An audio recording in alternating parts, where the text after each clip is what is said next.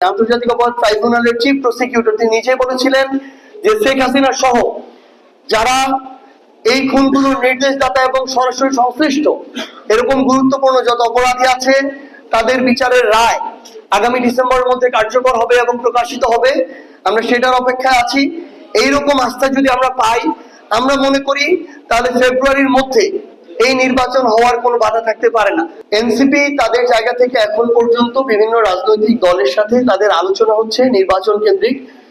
NCP এখন পর্যন্ত এরকম কোনো সিদ্ধান্ত গ্রহণ করেনি।